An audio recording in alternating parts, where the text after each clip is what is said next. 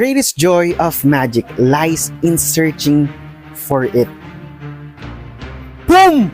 Tapos ko na yung free ren and ang ganda niya. Spoiler alert sa mga hindi pa nakakatapos ng free ren. Bukod sa cute ni Fern, ang ganda kasi ng dialogues. So, there's this scene na imi-meet up ng master ni free ren yung mentor niya. Okay? And sabi nung master ni free ren, mages spend their entire lives searching for the spell they desire. Kasi nga, itong master ni free ren, elf din siya. Then, alam niya yung lahat ng spell na meron dun sa mundo nila. No? Alam niya lahat. So, pag nakapasa ka sa isang certain competition or tournament na ginawa niya, mabibigyan ka ng chance na mamili ng spell na gusto mo. No? So, tinanong na nga siya, tell me what spell you desire. Tapos ang sabi ni free ren, ayoko kung free ren naman. Ito yung sagot ni free ren, no? The greatest joy of magic lies in searching for it. Boom! Grabe, ang daming na-activate sa utak ko nito. I can still remember nung nag-start ako sa trading, no?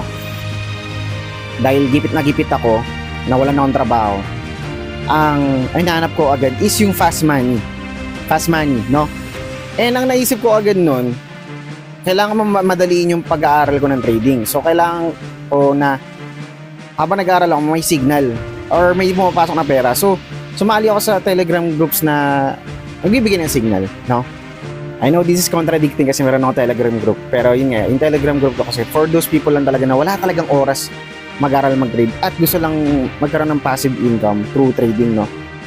And ang nangyari, ang natutunan ko lang is maglagay ng TV at maglagay ng stop loss. Yun lang talaga yung natutunan ko.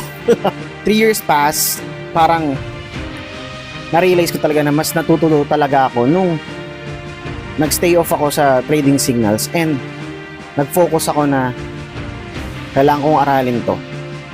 The holistic of it, yung buong nito. Yung parang sinabi ni free ren nga na yung ma-enjoy natin yung journey, the process. Yes, mawawalan tayo ng pera, okay? Matatalo tayo, but we need to embrace those losses.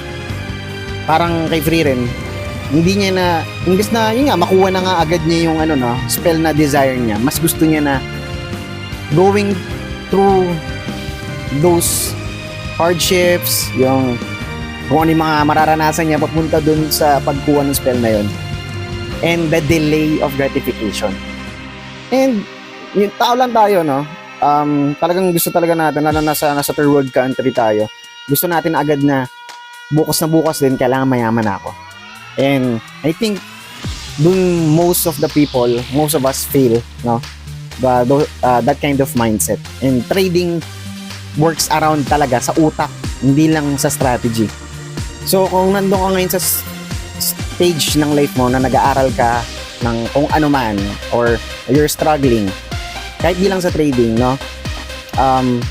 I can only share na be like free ren, no?